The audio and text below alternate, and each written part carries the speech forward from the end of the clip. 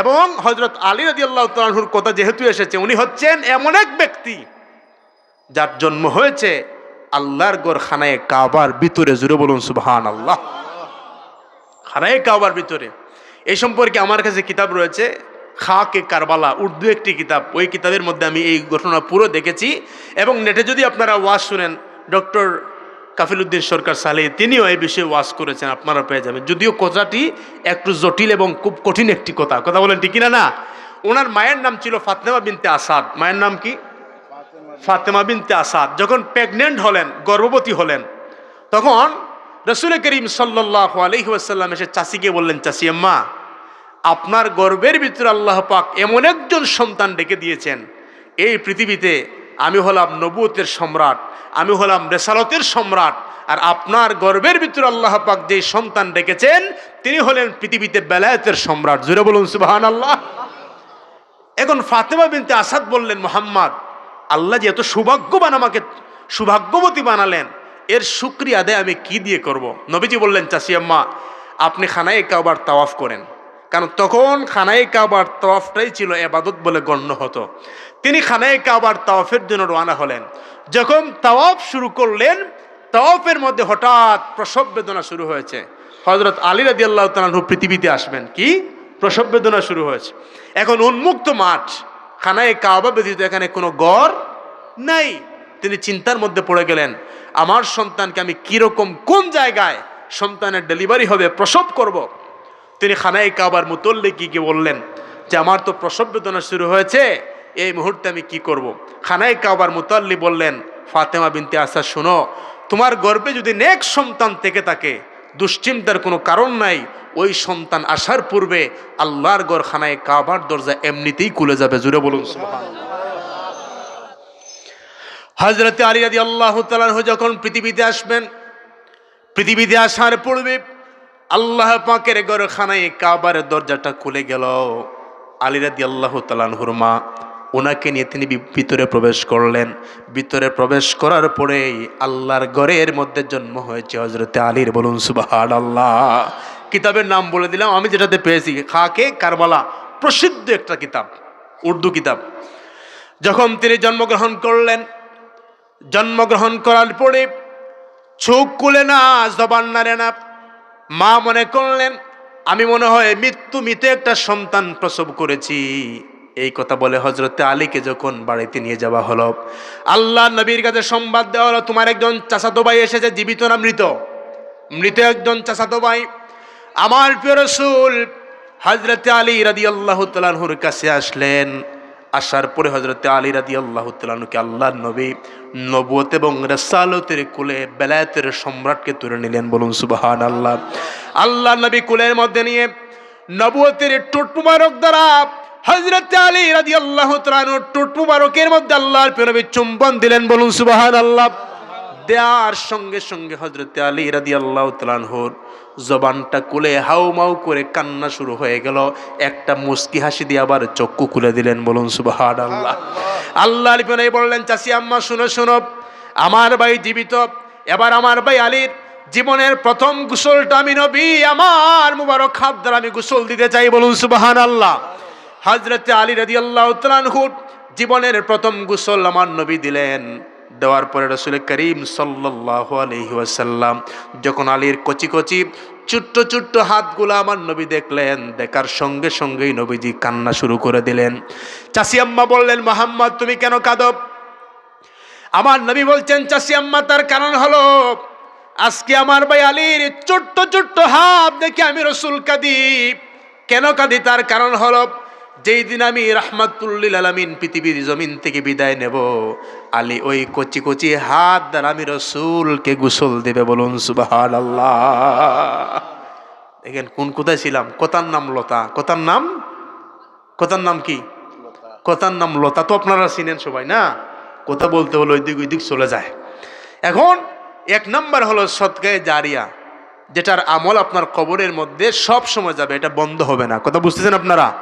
দ্বিতীয় নাম্বার হলো ইলমে দ্বীন। এজন্য ইলম যেই জায়গায় পাবেন ওই জায়গা থেকে আপনি ইলম অর্জন করবেন, তবে ইলমটা হতে হবে মদিনাওয়ালার ইলম। কথা বলেন ঠিক না? না, আল ইলমু খাজাইনুন ইলম হচ্ছে একটা ভান্ডার, ওয়া মিফতাহুহা সওয়াল, আর ওই ভান্ডার থেকে জ্ঞান নেওয়ার জন্য সুন্দর সুন্দর প্রশ্ন করতে হবে। কথা বলেন ঠিক কিনা না? এখন প্রশ্ন কি আমাদের জানেন? আমাদের এখন প্রশ্ন, ভালো প্রশ্ন নাই, সব সময় ঠাট্টা বিদ্রুপ, মাহফিলের মধ্যে বসে হাসাহাসি, কথা বলেন ফাইজলামি আছে কিনা নাই বলেন? এগুলো ভরপুর। আপনারা যে বসেছেন এটা হচ্ছে আপনাদের এলাকার উলামায়ে কেরামের মেহনত। ওনারা আজে বাজে কথা আপনাদেরকে শোনায় নাই, এলমে দ্বীনের গুরুত্ব বুঝেছেন বিদায় আপনারা কষ্ট করে বসেছেন। কথা বলেন ঠিক কিনা না? এজন্য এখন কি, এখন এলেম এত নিম্ন পর্যায়ে নেমে এসেছে। আসলে এলেম আসে নাই, মানুষের মস্তিষ্ক চলে এসেছে কি, এখন ভাইরাল হয়ে দেখবেন কি, বক্তাকে প্রশ্ন করা হয়, হুজুর আমার বাড়ির পাশে একজনের বাড়িতে ওয়াইফাই আছে, আমার ঘরে ওয়াইফাই নাই, এখন আমি চুরি করে ওনার পাসওয়ার্ড দিয়ে ওয়াইফাই চালাই, এটা জায়েজ না না জায়েজ, হারাম না হালাল? এটা পুরা ভাইরাল। শায়েকগণ বলবে না না এখন এটা মানুষ করে না শায়েকরা নিজে বানায়, এটা আমি জানি না। যে প্রশ্ন আবার কি করবে এটা। আরও প্রশ্ন হলো কি, হুজুর রাস্তা দিয়ে যাচ্ছিলাম, যাওয়ার সময় একটা হাঁসের ডিম পেলাম। কিসের ডিম? হাঁসের ডিম। হাঁসের ডিম পাওয়ার পরে এখন দেখলাম এটা তো নষ্ট করে লাভ নাই, আশপাশে কোনো মানুষ নাই, এটা বাড়িতে নিয়ে ফ্রাই করে খেয়ে ফেলছি, হুজুর এটা হালাল না হারাম? এগুলা কথা বুঝতেছেন আপনারা? এজন্য ওলামায়ে কেরামদেরকে প্রাধান্য দিবেন, এলেম অর্জন করবেন। এলেম হচ্ছে একটা নূর। এলেম কি বলেন? আওয়াজ দেন। এলেম হচ্ছে একটা নূর। এটা পৃথিবীতে আপনাকে আলোকিত করবে, কবরে আপনাকে আলোকিত করবে, কিয়ামতে আপনাকে এলেম আপনাকে আলোকিত করে দিবে। জোরে বলুন সুবহানাল্লাহ। এজন্য আমাদের সন্তানগুলা এখন যে এলমে দ্বীন শিখবে, আপনারা জানেন সুলো সাহেব কিবলার মেহনতে হয়তো এটা সরকার আমলে নিয়েছে, বলুন আলহামদুলিল্লাহ। আলহামদুলিল্লাহ। কারণ মুসলমানদের নৈতিক শিক্ষা হলো কোরআন এবং সুন্নাহ। আওয়াজ দেন, কোরআন এবং সুন্নাহ। আপনারা ইতিহাস দেখবেন, আগের যুগের রাজা বাদশারা, একদিকে তারা ছিলেন বাদশাহ, অপর দিকে তারা ছিলেন প্রেসিডেন্ট, তারা ছিলেন বড় বড় আলেম উলামা, বলুন না সুবহানাল্লাহ। ওই যে বাদশাহ আওরঙ্গজেব, বাদশাহ আলমগীর, তিনি একদিকে ছিলেন বাদশাহ, অপর দিকে ছিলেন একজন আলেম। কথা বলেন ঠিক কিনা না? এখন আমাদের মৌলিক শিক্ষা হলো কোরআন এবং সুন্নাহ। আপনি আপনার সন্তানকে ইংরেজি শিখান, আর্কিটেকচার বানান, ডাক্তার বানান, এটা ইসলামের জন্য গর্বের বিষয়। কথা বলেন ঠিক কিনা না? আপনার সন্তান যদি ইংরেজি শিখে, এটা ইসলামের জন্য গর্বের বিষয়। সে ইহুদি খ্রিস্টানদের সামনে ইসলামকে প্রেজেন্ট করতে পারবে। এখন আপনি এমন ইংরেজি শিখালেন, তাকে যদি বলা হয় একটু সূরা ফাতিহাটা বলো, সে বলে আলহামদুলিল্লাহ রাব্বিল আলামিন, তখন কি আর সহ্য করা যায়? আওয়াজ সহ্য করা যায়? এই ইংরেজির কোনো কাজ হবে? কাজ হবে? হবে না। ইংরেজি শিখান, সাথে আপনি কোরআন সুন্নাহর জ্ঞানে তাকে জ্ঞানী বানান। আপনি আপনার সন্তানকে কোরআনের জ্ঞান দেবেন, আর কোরআন আপনাকে, আপনার সন্তানকে পৃথিবীর সকল নলেজ দিয়ে দিবে। বলুন সুবহানাল্লাহ। ওয়া নাযালনা আলাইকাল কিতাবা তিবয়ানাল লিকুল্লি শাই, এমন কিছু নাই যেটা আল্লাহর কোরআনের মধ্যে নাই। বলুন সুবহানাল্লাহ। এক ব্যক্তি আল আজহার ইউনিভার্সিটির একজন অধ্যাপককে এসে বলছে যে, স্যার আপনারা তো বলেন কোরআনের মধ্যে সব কিছু আছে, এখন স্যার বলেন তো কোরআনের মধ্যে কি এটা আছে যে 1 কেজি ময়দায় কয়টা রুটি হয়? এটা কি কোরআনের মধ্যে আছে? এগুলো এখন ভাইরাল হয়, এই আজে বাজে কথাবার্তাগুলা, যে 1 কেজি ময়দায় কয়টা রুটি হয়। স্যার বললেন এমন কিছু নাই যেটা কোরআনের মধ্যে নাই। বলল তাহলে স্যার বলেন যে 1 কেজি ময়দায় কয়টা রুটি হয়, আপনার কোরআন থেকে দলিল দেন। স্যার বললেন অবশ্যই আছে। সে বলল কোথায়? স্যার বললেন ফাসআলু আহলা যিকরি ইন কুনতুম লা তা'লামুন, আল্লাহর কোরআন বলছে তুমি যেটা জানো না, যে জানে তার কাছে যাও। এখন এটার তো জ্ঞান আমার কাছে নাই, আমি অধ্যাপক মানুষ। তুমি হয় হোটেলের যারা রুটি তৈরি করে তার কাছে যাও, নতুবা কোনো মহিলার কাছে যাও, গিয়ে বলো 1 কেজি ময়দায় কয়টা রুটি হয়। বলুন না সুবহানাল্লাহ। কোরআন বলছে তুমি যেটা জানো না, ওইটা যে জানে তার কাছে যাও। তাহলে কোরআন যদি সম্পূর্ণ ব্যাখ্যা বিশ্লেষণ হতো, তাহলে কোরআন তো শৈশব হারা হয়ে যেত, তখন বইয়ে আর কেউ হাফেজে কোরআন হতো না। কথা বলেন ঠিক কিনা না?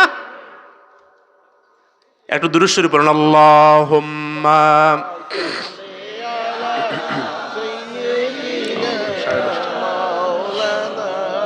ওয়া আলা আলি সাইয়্যিদিনা इस जहां में जो है आना जाना होगा एक दिन मिन्हा खलकनकुम का सदमा लेना होगा एक दिन अल्लाहुम्मा सल्ली अला مولانا محمد وعلى آله مولانا। সম্মানিত হাজরিন, এজন্য যেই কথা ছিলাম, আপনারা অনেক খুশখবরে সোহেল সাহেব হুজুর এসেছেন, কিছুক্ষণের মধ্যেই হুজুর ইনশাআল্লাহ মাহফিলে আসবেন। বলুন আলহামদুলিল্লাহ। এখন যেই কথা বললাম এলমে দিন, এখন আপনি আপনার সন্তানকে ডাক্তার বানালেন, কিন্তু তাকে আপনি কোরআন এবং সুন্নাহর নলেজ তাকে দেওয়া হয় নাই, সে চেম্বারে বসে কষাই হবে। কথা বলেন ঠিক কিনা না? দেখেছেন আপনারা হসপিটালগুলোর অবস্থা, কথা বলেন 10,000 টাকা নিয়ে গেলেও কাজ হয় না, পরীক্ষা লাগে একটা দেয় 10টা। কথা বলেন, কারণ তার কাছে কোরআন এবং সুন্নাহর নলেজ নাই। কোরআন সুন্নাহর নলেজ থাকলে অন্তরের মধ্যে দরদ এবং আমানতদারিতা থাকতো। কথা বলেন ঠিক কিনা না? আরে ভাই, হসপিটাল বানালেন কোটি কোটি টাকা দিয়ে, এখন গরিব মানুষও যায়, ধনী মানুষও যায়। এখন আপনি ঢালাই করেছেন, ভালো করে হসপিটাল খুব উন্নত মানের ব্যবস্থা করেছেন, এখন মানুষের উপরে যদি জুলুম করা হয়, এর চেয়ে তো টিনের হসপিটাল ভালো। কথা বলেন ঠিক কিনা না? টিন দিয়ে, চতুর্দিকে টিন দিয়ে যদি একটা হসপিটাল বানানো হয়, আর মানুষের পরীক্ষা এবং ভিজিট যদি কম নেওয়া হয়, ওইটাই তো আমাদের দেশের মানুষের উপকারে আসবে। কথা বলেন ঠিক কিনা না? এখানে 10 তলা 20 তলা করে মানুষকে যদি জুলুম করা হয়, অন্যায় করা হয়, এটা তো আল্লাহ সহ্য করবেন না। এজন্য আপনার সন্তানকে ডাক্তার বানান, ডাক্তার বানানোর পূর্বে কোরআন এবং সুন্নাহর নলেজ দিতে হবে। কথা বলেন ঠিক কিনা না? সন্তানকে বানালেন ইঞ্জিনিয়ার বানানোর পরে সে রোডের বদলা বাঁশ দেয়। রোডের বদলা কি? বাঁশ দেয়। বললেন ইঞ্জিনিয়ার সাহেব, এখানে তো রড দেওয়ার কথা, এখানে বাঁশ কেন? বলে বাঁশ যেটা রডও সেটা কেন? বাঁশ আর রড তো এক না। সে বলে আরে বাবা, যেটা বাঁশ সেটা রড, কারণ তার কাছে কোরআনের জ্ঞান নাই। যার কাছে কোরআনের জ্ঞান নাই, তার কাছে আমানতদারিতাও নাই। কথা বলেন ঠিক কিনা না? এজন্য এই জ্ঞানগুলা আমাদেরকে বুঝতে হবে, জানতে হবে। আপনার সন্তানকে আপনি মাদ্রাসায় দেন, মাদ্রাসায় দিলে যেই শিক্ষা অর্জন হবে, এখন স্কুল কলেজে দিলেও সেটা হবে। স্কুল কলেজে দেন, কোনো অসুবিধা নাই, তার মস্তিষ্কের ভিতরে আপনি কোরআন সুন্নাহর নলেজ আগে ঢুকান। কথা বলেন ঠিক কিনা না? নতুবা কিছুদিন পরে বাবাকেও চিনবে না। এখন দেখেন মাহফিলের মধ্যে অনেক সময় অনেকে বলে হুজুর, আপনার বিষয় হলো পিতামাতার মর্যাদা সম্পর্কে, পিতামাতার হক সম্পর্কে। এখন এই সাবজেক্ট কেন দেওয়া হয়? এরা তো খুব কমন সাবজেক্ট, আলোচনা, কথা বলেন কমন কিনা না? খুব কমন একটা সাবজেক্ট, তারপরে মাহফিলে দেওয়া হয় কেন? তার কারণ হলো ছেলেকে 1 থেকে, লক্ষ্য করেন, ছেলেকে 1 থেকে 5 পর্যন্ত পড়ালাম, হাড্ডি মাটিম টিম তারা মাঠে পাড়া ডিম ছিল, কিন্তু 1 থেকে 5 পর্যন্ত পিতামাতার হকের উপরে কোনো সাবজেক্ট নাই।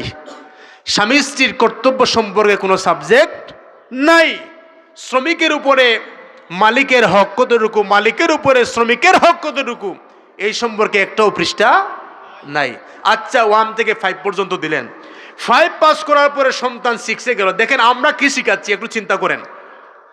যখন 6-এ গেল, 6 থেকে শুরু করে ইন্টারপ্রাইজ, 6 থেকে শুরু করে ম্যাট্রিক পর্যন্ত সে অধ্যয়ন করলো, সেখানেও পিতামাতার হক সম্পর্কে একটা পৃষ্ঠা নাই। কথা বলেন ঠিক কিনা না? 6-এও নাই, 7-এও নাই, 8-এও নাই, 9-এও নাই, 10-এও নাই। আছে x² + b² এর সূত্র কি, a+b² এর সূত্র কি, এটাও আমরা আমাদের প্রয়োজনে এসএসসি পরীক্ষার সময় শিখেছিলাম। কারণ পৃথিবীর সকল নলেজ পৃথিবীর প্রয়োজনীয়, এজন্য পৃথিবীতে শিখতে হবে, কিন্তু ওই নলেজগুলো আমার পরকালের জন্য প্রয়োজনীয় নয়। এজন্য যেই শিক্ষার মধ্যে দুনিয়া এবং আখিরাত রয়েছে, মুসলমান ওই শিক্ষা শিখতে হবে। কথা বলেন ঠিক কিনা না? এখন সেটা নাই। এখন ছেলে গেল ইন্টারে। দেখেন সুরুজ সাহেব যে আন্দোলন শুরু করেছেন, এটা কত যৌক্তিক। এখন আপনার সন্তান গেল ইন্টারে, ইন্টার থেকে শুরু করে মাস্টার্স পর্যন্ত, কথা বলেন ঠিক কিনা না? অনার্স মাস্টার্স করলো, সেখানেও আমরা দেখলাম পিতামাতার হকের উপরে কোনো সাবজেক্ট নাই। তারপরে মুরব্বীদের সম্মান, ছোটদের স্নেহ, সামাজিক যে হক অধিকার রয়েছে, প্রতিবেশীর অধিকার রয়েছে, এই সম্পর্কে কোনো জ্ঞান। এজন্য মাহফিল করার পরে বলা হয় হুজুর, ছেলেকে অনেক লেখাপড়া করালাম, যখন ছেলেটা মাস্টার ডিগ্রি অর্জন করলো, করার পরে এখন বলে বাবা আপনি আর মা তো আগের যুগের মানুষ, আপনারা গ্রামে থাকেন, আমি ম্যাডামকে নিয়ে সিলেট চলে যাচ্ছি। এখন সিলেট কেন যায় আর পিতামাতাকে বৃদ্ধাশ্রমে কেন রেখে দেয়? তার কারণ হলো তার শিক্ষার মধ্যে সুশিক্ষা ছিল। আমরা বলি শিক্ষা জাতির মেরুদণ্ড, আসলে শিক্ষা সব শিক্ষা জাতির মেরুদণ্ড সুশিক্ষা, ইসলাম শিক্ষা হচ্ছে জাতির মেরুদণ্ড। কথা বলেন ঠিক কিনা না? সব শিক্ষা জাতির মেরুদণ্ড না। সব শিক্ষা যদি মেরুদণ্ড হতো তাহলে অনেক মাস্টার, ডাক্তার তাদের পিতামাতাকে বৃদ্ধাশ্রমের মধ্যে পাওয়া যেত না। এজন্য বড়ই প্রয়োজন বর্তমানে মাদ্রাসার। আর আপনি মাদ্রাসাতে আসেন, 1 থেকে শুরু হয়েছে। পিতামাতার মর্যাদা কতটুকু, আল্লাহর হক কতটুকু, বান্দার হক কতটুকু, সমাজের হক কতটুকু, শ্রমিকের হক কতটুকু, এই যে হক শিখে শিখে শিখে শিখে শিখে শিখে আপনার ছেলেটা কামিল পর্যন্ত পড়াশোনা করলো। এজন্য একজন আলেম, একজন মুয়াজ্জিন, একজন ইমামের মাকেও আজ পর্যন্ত বৃদ্ধাশ্রমের মধ্যে পাওয়া যায়। কথা বুঝতেছেন আপনারা? এগুলো খুব গভীরভাবে চিন্তা করবেন যে আমাদের এলিম কোন দিকে যাচ্ছে বর্তমান সময়ে। এজন্য আমাদেরকে সুশিক্ষা শিক্ষিত হতে হবে। ছেলেদেরকে, মেয়েদেরকে কোরআন এবং সুন্নাহর নলেজ দিতে হবে। এখন তো তারা নলেজ নেয় না, নলেজ নেয় উল্টে দিকে। কথা বলেন ঠিক কিনা না? একটা মোবাইল, অনেক সময় ছোটো ছোটো বাচ্চারা দেখবেন 3 ঘন্টা 4 ঘন্টা মোবাইলের মধ্যে কেটে যায়। কথা বলেন ঠিক কিনা না? এই যে ছোটো বাচ্চা মোবাইলের মধ্যে নাট বল্টু, মোটু পাতলু, কার্টুন এগুলা দেখে পরে তার নাট বল্টু লুজ হয়ে যায়। এখন বলে হুজুর এটা কথা বলতে পারেন না, কারণ ওই যে কার্টুন যেটা 1 লাফে গাছের উপরে উঠে, মানুষ কি 1 লাফে গাছের উপরে উঠতে পারে? আবার আকাশের মধ্যে ডিম ফাড়ে। কথা বলেন ঠিক কিনা না? এখন এটা দেখতে দেখতে তার নলেজটা যখন নরম ছিল, তার নলেজ যখন নরম, তার জ্ঞানটা যখন সফট, ওই সফট জ্ঞান নিয়ে সে দেখেছে 1 লাফে গাছে উঠা। কথা বলেন ঠিক কিনা না? এখন সে যখন একটু বড় হলো, কার্টুন টাটুন দেখে, এখন সে চায় বাবাকে বলতেছে আব্বা আমাকে লন্ডন পাঠান, নতুন আমি ফ্যানের সাথে ঝুঁকবো, ফ্যানের সাথে লটকাবো। আছে কিনা নাই? আমাকে মোটর সাইকেল দেন, কারণ ওই যে নাট বল্টু দেখছে মোটু পাটলু, এখন সেও দৌড়াতে চায়। বলছে আমাকে R15 পালসার দেন, আমিও একটু দৌড়াতে চাই। এটা কেন তার মাথার মধ্যে সৃষ্টি হলো? তার কারণ হলো তার শিক্ষার মধ্যে অনেক ঘাটতি ছিল। কথা বলেন ঠিক কিনা না? এজন্য এগুলা চেক রাখবেন। SSC পরীক্ষার আগ পর্যন্ত আমাদের পিতামাতা আমাদের হাতের মধ্যে এই মোবাইলগুলো তুলে দেয় নাই। এজন্য সদা সর্বদা সজাগ থাকতে হবে।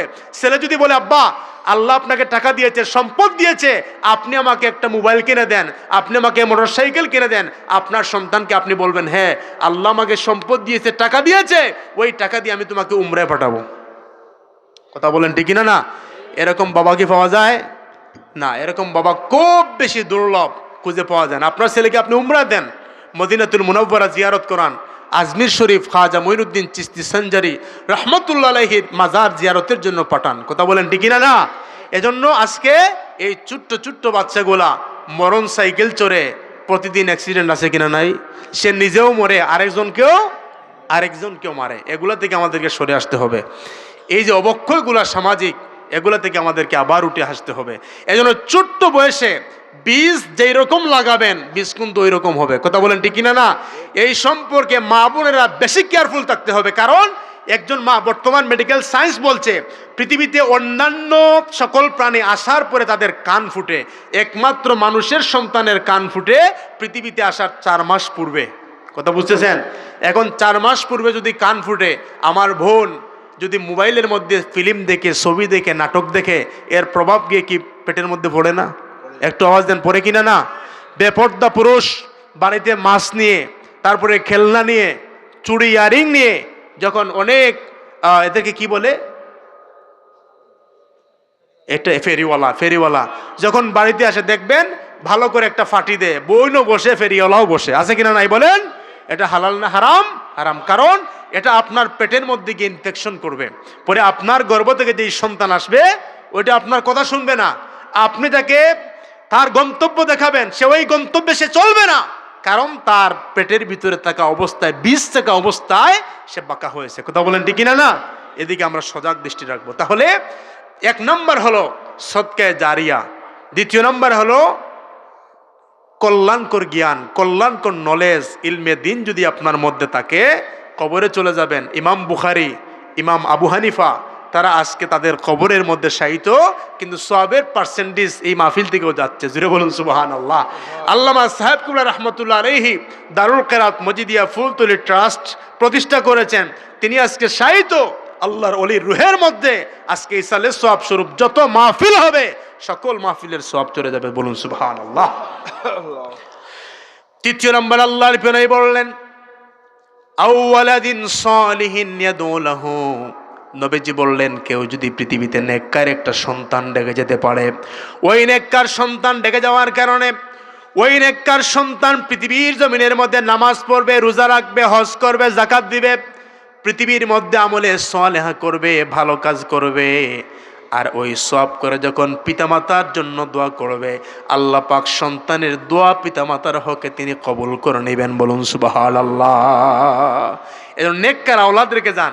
নেককার আওলাদ রেখে গেলে পৃথিবীতেও লাভ, কবরের মধ্যেও লাভ। আর ইসালের সওয়াব কিরকম হয়? ইসালের সওয়াব শুধুমাত্র মাহফিল করে না, ইসালের সওয়াব নামাজ পড়ে, রোজা রেখে, হজ করে, তারপরে কুরআনুল কারীমের তেলাওয়াত করে, দান সৎকার মাধ্যমে, মানে আহলে সুন্নাত ওয়াল জামাতের মতে সকল নেক কাজ করেও ইসালের সওয়াব করা যায়। যেমন আপনার বাবার ইচ্ছা ছিল উমরা করবেন, এখন ওনার ফিজিক্যালি ফিটনেস ভালো ছিল না, কিংবা তিনি মারা গেলেন, এখন আপনার টাকা পয়সা আছে, আপনি আপনার আব্বুর কথা চিন্তা করলেন যে আমার আব্বুর ইচ্ছা ছিল উমরা করা, তিনি তো উমরা করতে পারেনি, আমি আমার আব্বুর বদলা উমরা করি, এটা হলো ইসালের সওয়াব। কথা বুঝতেছেন আপনারা? তিনি তো নাই, ওনার বদলা আপনি উমরা করলেন। কথা বুঝতেছেন আপনারা? এজন্য সম্মানিত হাজরিন, বড় সাহেব কিবলা বারবার ইসালের সওয়াব মাহফিলে বলেছেন, আল্লাহ আমরা যেন আমাদের পিতামাতাকে ভুলে না যাই। কথা বুঝতেছেন আপনারা? আমরা যেন আমাদের পিতামাতাকে ভুলে না যাই। যে সমস্ত সন্তানেরা বর্তমানে পিতামাতার কথাবার্তা শুনে না, বাবাকে বলে বুড়া, মাকে বলে বুড়ি, আছে কিনা নাই বলেন? তারপরে মোটরসাইকেল দাও, এই দাও, সেই দাও। বাবা মা যখন চলে যাবে তখন বাবা মায়ের বেদনা বোঝা যায়। কথা বলেন ঠিক কিনা না? আজ থেকে 3.5 বছর পূর্বে আমার আব্বা চলে গেলেন, কিছুদিন পূর্বে আমার নানি, আমি দুইজন মানুষকে আমার হাতে আমি কবরের মধ্যে নামিয়ে দিয়েছি। প্রথমত আমার বাবা, হঠাৎ তিনি পৃথিবীর থেকে বিদায় নিয়েছিলেন। দ্বিতীয় নম্বর হলো আমার নানিকে যখন কবরে নামালাম তখন আমার মনে হলো, আল্লাহ আমরা যেই দিন পৃথিবীতে এসেছিলাম আমাদের নানা নানি কত খুশি হয়েছিলেন। কথা বলেন ঠিক কিনা না? দাদা দাদি, নানা নানি কত খুশি। নানি নিজের বাড়ি ছেড়ে আমাদের বাড়িতে কতদিন? 4 মাস। মাশাআল্লাহ, 4 মাস নানি থেকেছেন। আল্লাহ সেই হককে আমরা আদায় করতে পেরেছি, আওয়াজ দেন, হককে আদায় করতে পেরেছি। এজন্য মাঝে মাঝে নামাজের পরে সূরা ইখলাস 3 বার পড়বেন, সূরা ফালাক, সূরা নাস, সূরা ফাতিহা পড়ে আপনার নানা নানি, দাদা দাদি যারা রয়েছেন তাদের উদ্দেশ্যে আপনি এগুলাকে পৌঁছাবেন, তাহলে ন্যূনতম হলেও তাদের হকটা আদায় হবে। কথা বলেন ঠিক কিনা না? এই সালের সওয়াব মানে কি? মানে হচ্ছে ওনাদের হকটা আদায় করা। একজন মুসলমানের উপরে আরেকজন মুসলমানের হক রয়েছে, একটা ভাইয়ের উপরে আরেকটা ভাইয়ের হক রয়েছে, ভাইয়ের উপরে বোনের হক রয়েছে, বোনের উপরে ভাইয়ের হক রয়েছে, আমাদের উপরে প্রতিবেশীর হক রয়েছে, আমাদের উপরে আত্মীয় স্বজনের হক রয়েছে। বিদায় ইসলামের সওয়াবের এই যে আওয়াজটা, এটা যদি আমরা জারি রাখি তাহলে ন্যূনতম হলেও আমাদের হকগুলো আদায় হবে। কি হুজুর এসে গেছেন নাকি? একটু দুরূদ শরীফ পড়ুন। আল্লাহুম্মা সাল্লি আলা সাইয়্যিদিনা মাওলানা মুহাম্মদ ওয়া আলা আলি সাইয়্যিদিনা মাওলানা। जिसने देखा मदीने जिंदगी में एक बार, चुमने उनका कदम झुक रहा है बारे बार। अल्लाहुम्मा। তাহলে ইনশাল্লাহ হুজুর হয়তো আসতে একটু দেরি হচ্ছে, আমি আরো কিছু সময় আলোচনা করি, শুনবেন তো আপনারা? আচ্ছা ঠিক আছে ইনশাল্লাহ। আমরা তো সবাই কবরে যেতে হবে। কথা বলেন ঠিক কিনা না? আজকের আলোচনার মেসদাকে ইস জাহাঁ মে জু হে আনা জানা হোগা একদিন, মিনহা খালাকনাকুম কা সদমা লেনা হোগা একদিন।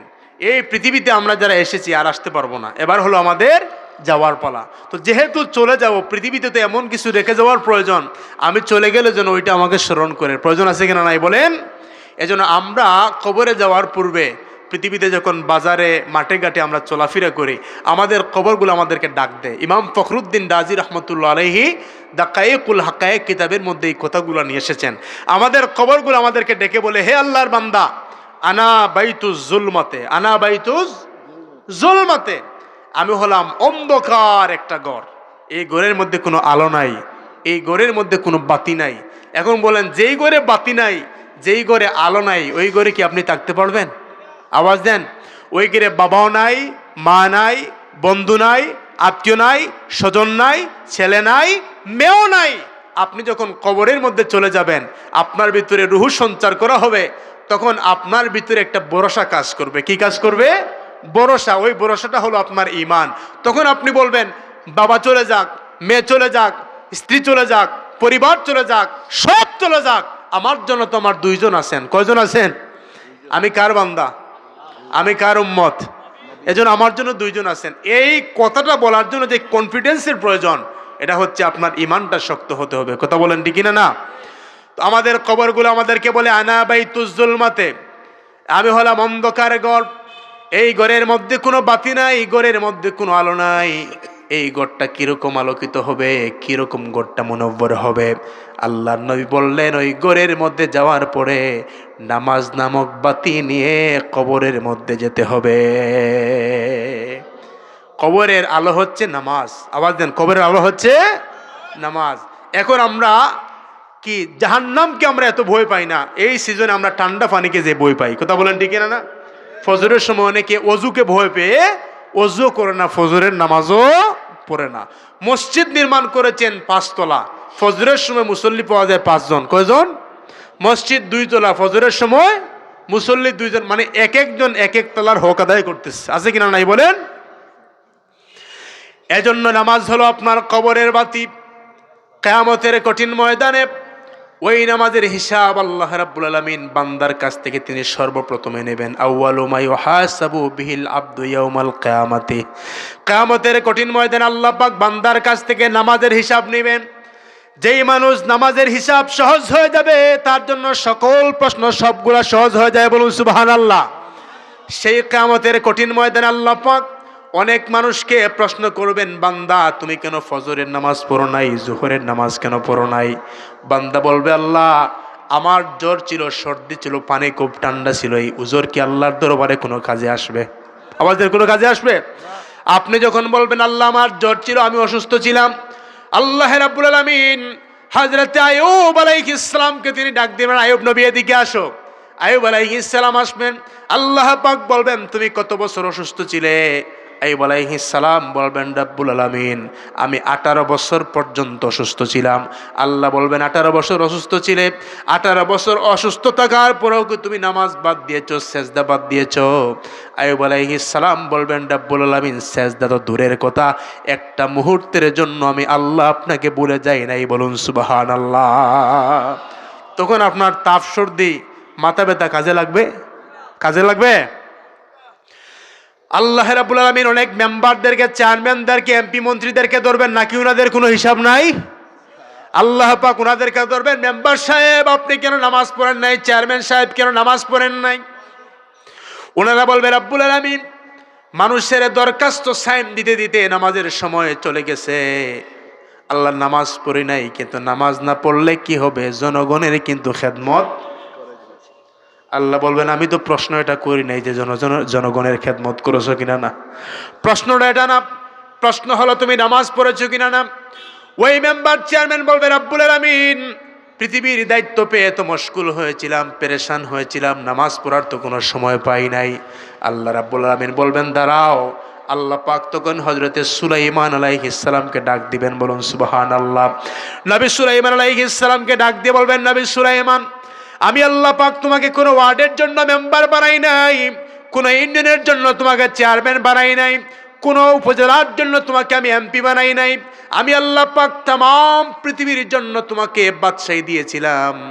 এত বড় বাদশা হওয়ার পর তোমার কথা জিনেরা শুনতো, তোমার কথা বাতাসেরা শুনতো, তোমার মতো এত বড় বাদশা পৃথিবীতে আর কেউ আসবে না। তারপরে কি তোমার নামাজ কাজা হয়েছে, নামাজ কি তুমি বাদ দিয়েছ? তিনি বলবেন, আল্লাহ নামাজ তো বাদ দেওয়া দূরের কথা, 1 সেকেন্ডের জন্য আপনাকে ভুলে যায় নাই। বলুন সুবহানাল্লাহ। তখন এই উজর আপনার কোনো কাজে আসবে? আওয়াজের কোনো কাজে আসবে? কোনো কাজে আসবে না। এজন্য পৃথিবীর যত কাজ করেন দেখবেন, পৃথিবীর কাজে আমরা কত ধীরে ধীরে ধীরে ধীরে সাজিয়ে গুজিয়ে আমরা কাজ করি। নামাজে যখন আসি সব তাড়াহুড়া দিনে একত্রিত হয়ে যায়। কথা বলেন ঠিক না? না, অনেকে ওই যে সুবহান রব্বিয়াল আলা, সুবহান রব্বিয়াল আযীম এমনভাবে উচ্চারণ করে পাশে দাঁড়ালে শোনা যায় ফেস ফেস ফেস ফেস, সবিন তেল সবিন তেল সবিন তেল। মানে স্পষ্টভাবে বোঝা যায়। নামাজ কি শুদ্ধ না অশুদ্ধ? আওয়াজ দেন, শুদ্ধ না অশুদ্ধ? অশুদ্ধ হয়ে যাবে।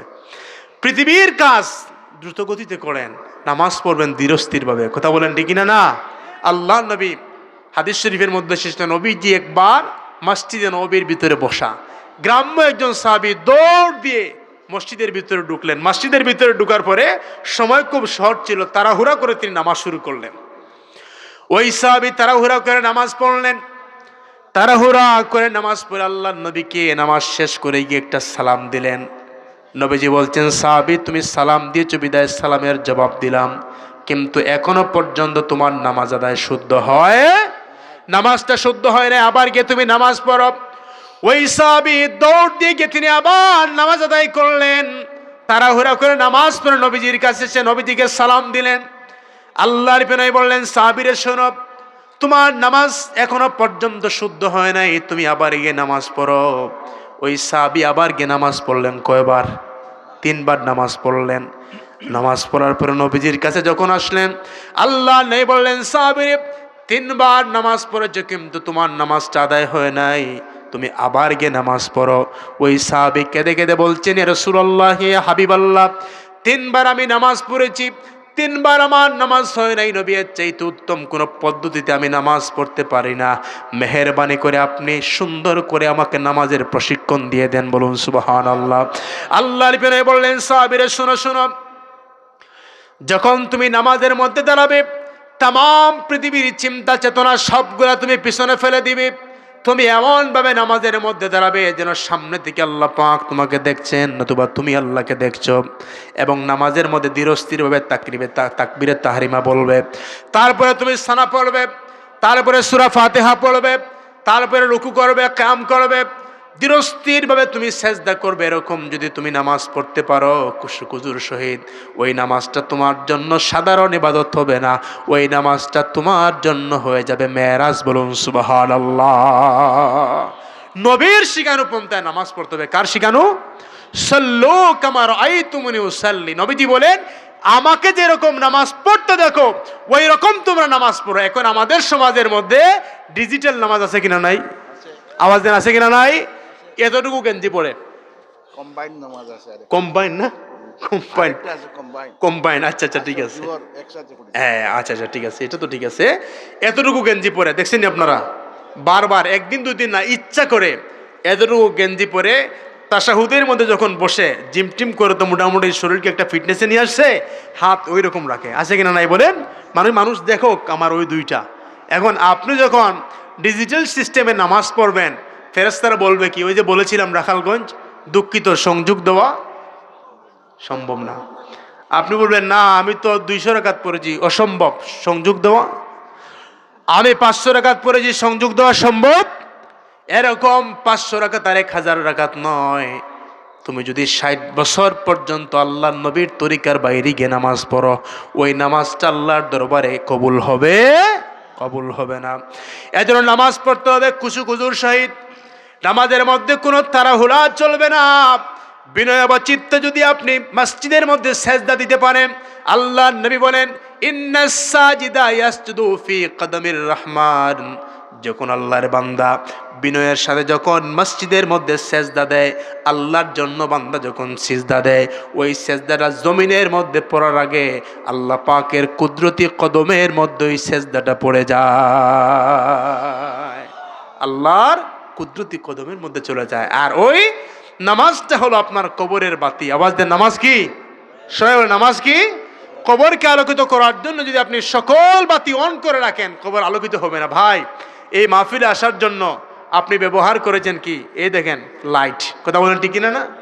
যদি প্রশ্ন করা হয় রাত্রিবেলা লাইট কেন আপনি জ্বালালেন, আপনি বললেন যে সাপ বিচ্ছুর আক্রমণ থেকে নিজেকে হেফাজত করার জন্য আমি লাইট প্রজ্বলন করেছি।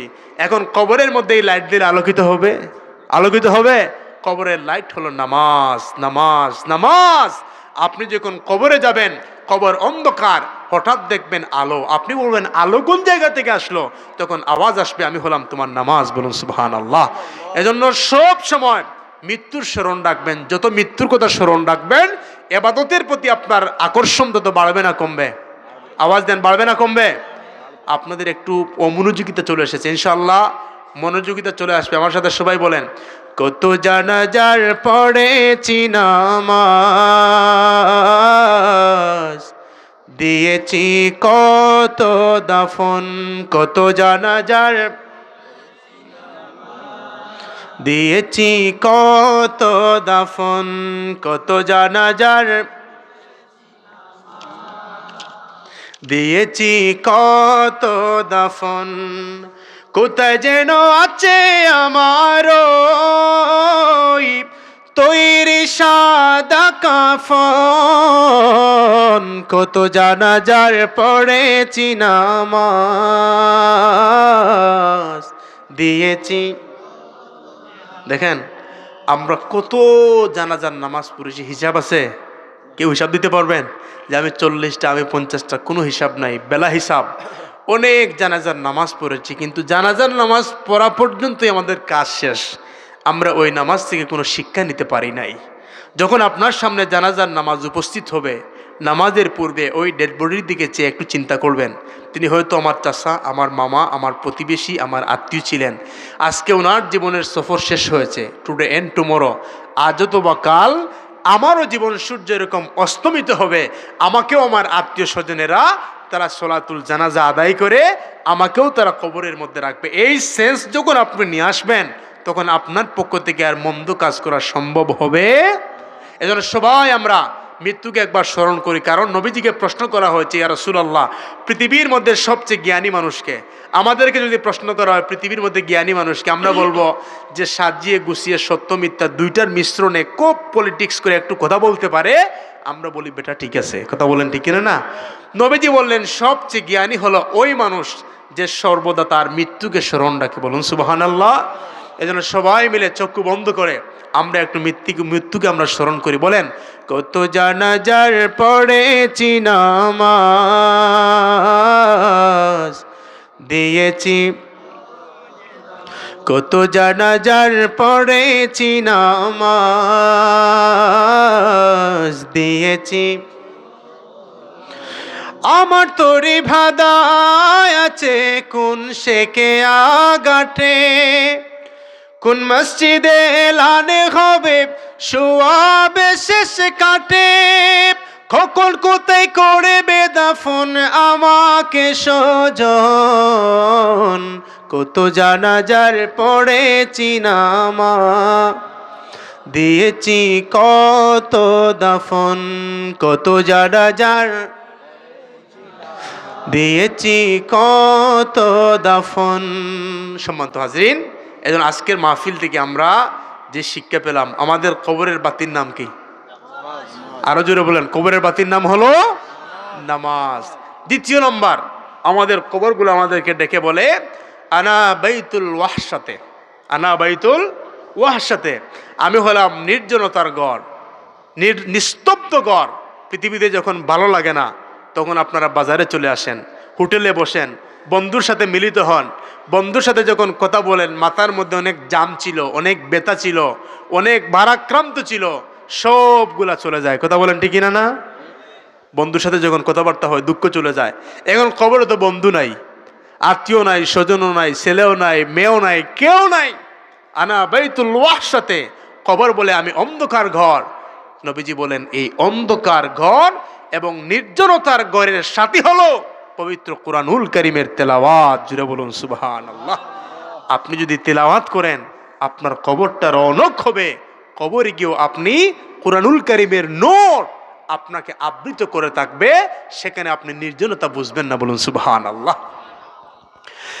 এজন্য আল্লাহ রাব্বুল আলামিন কুরআনুল কারীমের মধ্যে বললেন, সব আইরা নিকটবর্তী আসুন, জি যারা বাইরে আসুন আইতার সাবজাদাও মানে রানার লেছে। মাশাআল্লাহ, সৈয়দ সাহেব খুব বেশি নিকটবর্তী চলে এসেছেন কিছুক্ষণের মধ্যে। জি, ভারতের সৈয়দ সাহেব আমাদের কিন্তু খুব খুশনসিব, রসুল করিম সাল্লাল্লাহু আলাইহি ওয়াসাল্লামের বংশধর। কথা বলেন ঠিক না? না, নবীজির বংশধর। দেখেন একটা মাসালা আজকে দিই, যেহেতু আমাদের মাহফিলের সৈয়দ সাহেব আসছেন, অনেকে বলে যে নবীজির বংশ নাই। বলেন নাউজুবিল্লাহ। আপনারা ওনাদেরকে জবাব দিবেন কোরআন থেকে, যে কোরআনের মধ্যে আমরা দেখব নবীর বংশ থাকবে কিনা, না আছে কিনা নাই। কথা বলেন ঠিক কিনা না? রাসূল করিম সাল্লাল্লাহু আলাইহি ওয়াসাল্লামের 3 জন পুত্র সন্তান এবং 4 জন ছিলেন কন্যা সন্তান। পুত্র সন্তান কয়জন? 3 জন, আর কন্যা সন্তান 4 জন ছিলেন। পুত্র সন্তান 3 জন পৃথিবীর জমিন থেকে বিদায় নিয়েছেন। বিদায় নেওয়ার পরে আস ইবনে ওয়াইল, আবু জাহেল, কাব বিন আশরাফ, এই কাফেরগুলা নবীজিকে আফতার বলল। ওই যে ইন্না শানিয়াকা হুয়াল আফতার, তারা বলল আফতার, আফতার মানে নির্বংশ, আফতার মানে নির্বংশ। আস বিন ওয়াইল বলল, আরে মোহাম্মদের আলোচনা বাদ দাও, মোহাম্মদ তো নির্বংশ। মোহাম্মদ যখন পৃথিবীর জমিন থেকে বিদায় নেবে, মোহাম্মদের পুত্র সন্তান নাই, কেউ মোহাম্মদকে স্মরণ করবে না, মোহাম্মদের আলোচনা থাকবে না। রাসূল করিম সাল্লাল্লাহু আলাইহি ওয়াসাল্লাম যখন এগুলা শুনলেন, একদিকে ওনার পুত্র সন্তানগুলা বিদায় নিল, অপরদিকে কাফেরেরা বাজে বাজে কমেন্ট করে, তখন আল্লাহর নবীকে আল্লাহ সান্ত্বনা দেওয়ার জন্য তিনি বললেন, ইন্না আতাইনাকাল কাউসার, হাবিব আমি আপনাকে কাউসার দান করেছি, বলুন সুবহানাল্লাহ। এই কাউসারের তাফসির অনেক ব্যাপক। কাউসারের তাফসিরের মধ্যে এসেছে হাউজে কাউসার। আপনারা জানেন কাউসারের পানি শুধুমাত্র কাউসারের পানি নয়, হুয়া নাহরুন ফিল জান্নাহ, এটা জান্নাতের একটা নহর, মানে হাউজে কাউসারের পানি। তারপরে কাউসারের তাফসির হলো আল কোরআন, আর নবুওয়াত, তারপরে সাহাবায়ে কেরাম, তারপরে উম্মতের আধিক্য, তারপরে নবুওয়াত, তারপরে হলো ওয়ালাদান কাসীরা। জোরে বলুন সুবহানাল্লাহ। ওয়ালাদান কাসীরা, আওলাদে কাসীর। হাবিব, কাফেরেরা বলেছে আপনার আওলাদ থাকবে না, আপনার বংশ থাকবে না, কিন্তু কিয়ামত পর্যন্ত আমি আল্লাহ পাক আপনার বংশকে তো ব্যাপক করে দেব, কিয়ামত পর্যন্ত বিশ্বের প্রতিটা আনাচে কানাচে আপনার আওলাদগণ বিস্তারিত তারা পৃথিবীর সব জায়গায় ছড়িয়ে থাকবে, বলুন সুবহানাল্লাহ। এখন নবীর আওলাদ নাই, নবী নির্বংশ, এটা কাফেরদের কথা না মুমিনের কথা? কথা বোঝার চেষ্টা করবেন। কাফেররা বলেছিল নবীর বংশ নাই, আর আল্লাহ বললেন আমার নবীর বংশ আছে। কারণ বংশ যদি না থাকে এটা নবীর শান না, নবীর শান এবং মর্যাদা এটা মানায় না। কথা বলেন ঠিক কিনা? না, এটা নবীর মর্যাদায় মানায় না। আর আল্লাহকে তার রসুলের কোনো কমতি রেখেছেন? আওয়াজ দেন, কমতি রেখেছেন? তিনি দুনো জাহানের বাদশাহ, আমার নবী। এজন্য রাসূল করিম সাল্লাল্লাহু আলাইহি ওয়াসাল্লামের পুত্র সন্তান 3 জন চলে গেলেন। আমাদের বংশ আসে পুত্র সন্তানের মাধ্যমে, আর কিয়ামত পর্যন্ত আমার নবীর বংশ আসবে মা ফাতেমা রাদিয়াল্লাহু তাআলা আনহার মাধ্যমে, বলুন সুবহানাল্লাহ। এখনো আছে। এই যে শাহজালাল, শাহপরান, 2 জন সৈয়দ, কথা বলেন ঠিক কিনা? না, ভারতের জমিনের মধ্যে খাজেগান, আতায়ে রসুল, হিমদাল ওয়ালি, খাজা মুঈনুদ্দিন চিশতি সঞ্জরি, তিনিও সৈয়দ। পীরানে পীর আব্দুল কাদের জিলানী, আল হাসানি ওয়াল হুসাইনি আল বাগদাদি রাহমাতুল্লাহ আলাইহি, তিনিও হলেন সৈয়দ, বলুন সুবহানাল্লাহ। সৈয়দদের ব্যাপকতা রয়েছে এবং কিয়ামত পর্যন্ত আল্লাহর নবীর বংশ পৃথিবীতে থাকবে। সেই সুবাদে আমরা আজকে বড় ভাগ্যবান, হযরত আল্লামা সৈয়দ আল হাবিব মুশতাক আহমদ আল মাদানী সাহেব হুজুর আজকে আমাদের এই মাহফিলে তাশরিফ আনবেন, বলুন আলহামদুলিল্লাহ। আপনারা নূরানি আলোচনা শুনবেন, পবিত্র কোরআনুল কারীম থেকে আলোচনা শুনবেন, হাদিসে মুবারাকা থেকে আপনারা আলোচনা শুনবেন, এবং আওলাদে রাসূলের যে ফয়াজ রয়েছে অন্তর থেকে আপনারা সেই ফয়েজ প্রাপ্ত হবেন, বলুন আমিন। দেখবেন ওনাদের জবানে যখন আপনারা, আমরা তো আলোচনা করতে হলে সুর দিতে হয়, টান দিতে হয়, নতুবা বলেন না, এরকম হবে না। ওনারা শুধু কথা বলবে, দেখবেন কথাটা গিয়ে আপনার হৃদয়ের মধ্যে টাচ করবে। কথা বুঝতেছেন? কারণ ওই ব্লাডের সাথে আল্লাহর নবীর ব্লাডের কানেকশন। কথা বলেন ঠিক কিনা? না, আমাদের সমাজের মধ্যে অনেকে এই ভুলটা করেন যে নবীর বংশ নাই, নবীর বংশ তো কারবালার প্রান্তরের মধ্যে শেষ। আরে কারবালার প্রান্ত তো জয়নাল আবেদিন ছিলেন। কথা বলেন ঠিক কিনা? না, জয়নাল আবেদিন থেকে তো আমার নবীর বংশ ছিল, আছে, কিয়ামত পর্যন্ত থাকবে। আল্লাহ বলেন হাবিব, যারা বলেছে আপনার বংশ থাকবে না, ইন্না শানিআকা হুয়াল আবতার, তারা হলো নির্বংশ। এখন আপনি মক্কায় যান, আবু জাহেলের কোনো বংশ আছে? এখন যদি কেউ মক্কায় যাওয়ার পর বলে আমার পূর্বপুরুষ ছিলেন, ফৈদাতা ছিলেন আবু জাহেল, 1 কিলো কি মাটিতে? সব তার ফিটের মধ্যে। কথা বলেন ঠিক কিনা? না, যে আমরা তো আবু জাহেলকে পাই নাই, তোরে ভাইছি দ্বারা একটু সাইজ করি আমরা। কথা বলেন। কেউ যদি বলে আমি কাব বিন আশরাফের, আস বিন ওয়াইলের বংশধর, কাজ হবে? আল্লাহ বলেন তাদের বংশগুলা ধূলিসাৎ হয়ে যাবে।